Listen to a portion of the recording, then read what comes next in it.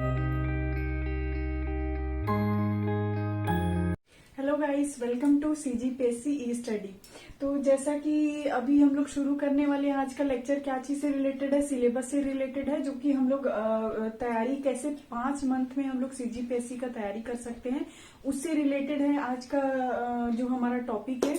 तो आज का टॉपिक हम लोग शुरू करते हैं। मैं हूं रिद्धि और यहाँ पे हम लोग शुरू करने वाले हैं अपने लेक्चर को रिलेटेड टू कैसे हम लोग सीजीपीएससी के सिलेबस को कंप्लीट कर सकते हैं विद इन 5 मंथ्स, है ना। तो जैसे अभी हम लोग, मैं ऐसा एज्यूम कर रही हूँ कि आप लोग सिलेबस से गो थ्रू हो चुके होंगे और सारा सिलेबस आपको पता होगा कि कैसे कैसे सिलेबस किस किस पार्ट्स में होता है ना। तो जैसे सिलेबस में 3 पार्ट्स होते हैं, सीजीजीके से रिलेटेड होता है, इंडियन जीके और सीसेट से रिलेटेड होता है ना। तो अगर 3 पार्ट्स में इसको पहले तो आप डिवाइड कर लीजिए, सब्जेक्ट को डिवाइड कर लीजिए, है ना। उसके बाद आपका क्या करिए कि जो अपने पूरा जो आपका दिन रहेगा उसको भी 4 पार्ट्स में मोस्टली बांट लीजिए, है ना।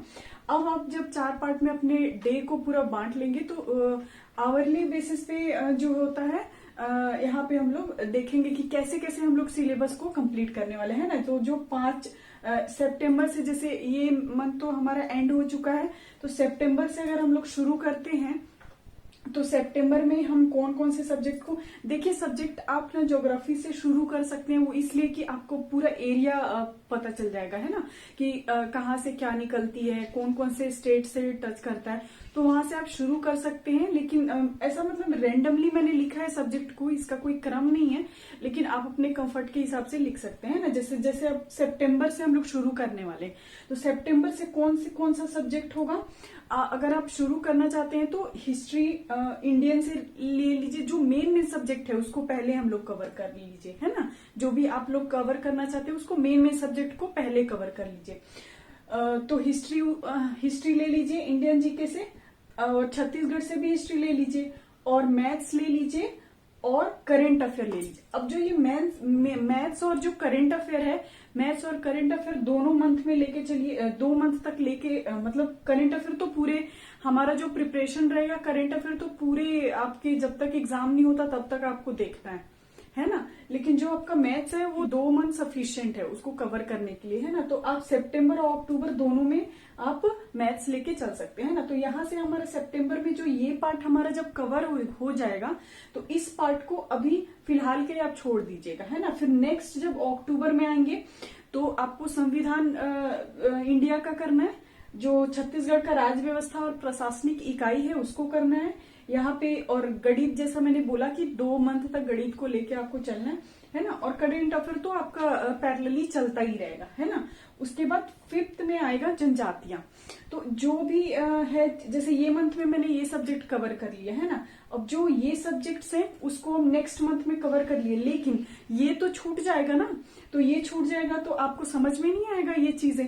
तो इसके लिए आपको क्या करना है, जो अड्डा का देखेंगे आप, तो उसमें 10 मिनट्स 5 मिनट्स का टेस्ट सीरीज रहता है। तो उस टेस्ट सीरीज को आप लगाते रहिए रिलेटेड टू सब्जेक्ट। जैसे हिस्ट्री खत्म हो गया तो अभी आप टेस्ट सीरीज लगाते रहिए ताकि आप उस सब्जेक्ट से टच में रहे, है ना। उसके बाद जैसे ये दोनों हो गया नवंबर में, वैसे ही अर्थव्यवस्था छत्तीसगढ़ का लीजिए, तो अर्थव्यवस्था भारत का भी लीजिए। और उसके बाद जनगणना क्योंकि बहुत ही इंपॉर्टेंट रोल प्ले करता है छत्तीसगढ़ को, अगर आप प्रिपेयर कर रहे हैं सीजीपीएससी का तो बहुत ही ज्यादा रोल प्ले करता है ये। तो जनगणना, आर्थिक सर्वेक्षण। अब जो यहाँ पे छत्तीसगढ़ का अर्थव्यवस्था जो आप प्रिपेयर करेंगे उसमें आप आर्थिक सर्वेक्षण को मोस्ट इम्पॉर्टेंट है, उसको आप प्रिपेयर करेंगे, है ना। वो उसी में ही आ जाएगा, तो इसलिए मैंने उसको अलग से नहीं लिखा है। जनगणना करेंगे।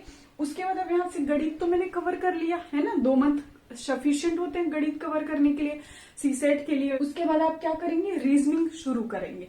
यहाँ से नेक्स्ट जो हमारा नवंबर मंथ रहेगा वहां से आप रीजनिंग शुरू कर सकते हैं। और करंट अफेयर तो जैसे मैंने बोला कि पैरेलली वो चलता ही रहेगा, है ना।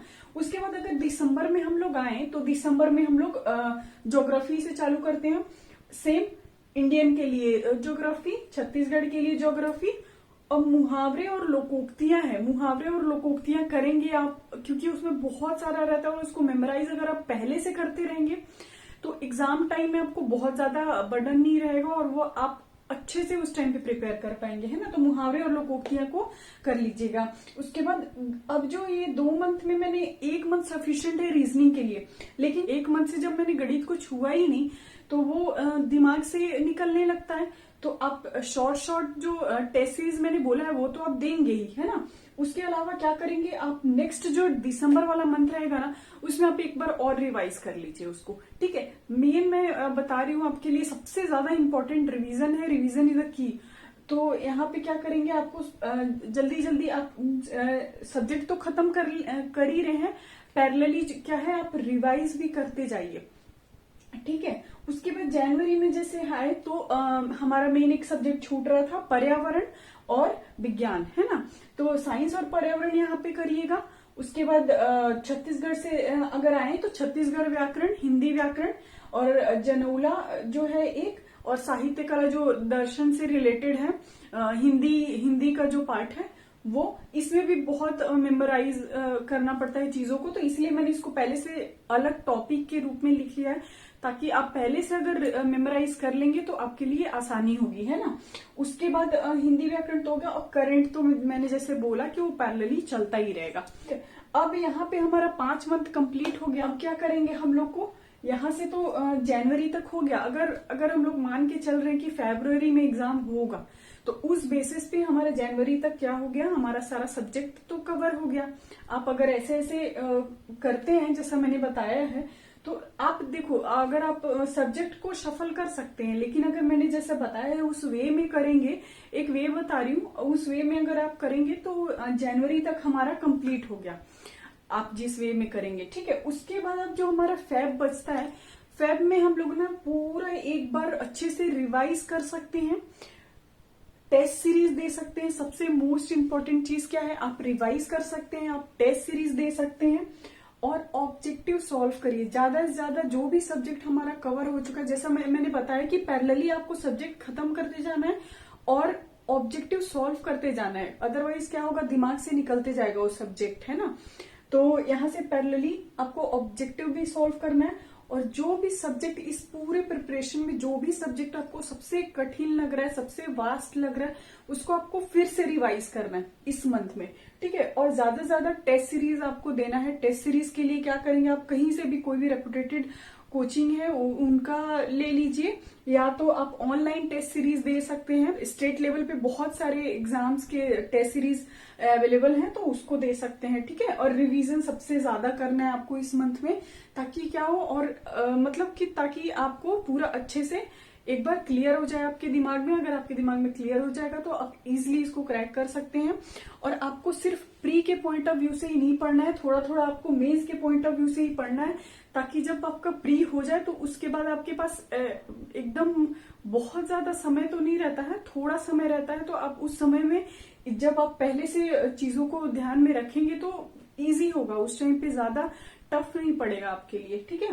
तो यहाँ पे हम लोग एंड करते हैं कि कैसे 5 महीने में हम लोग कंप्लीट कर सकते हैं अपना सीजीपीएससी का जो प्रिपरेशन है उसको, प्री प्लस मेंस दोनों को मिला के देखा जाए तो, ठीक है। तो यहाँ पे एंड करते हैं। Thank you so much.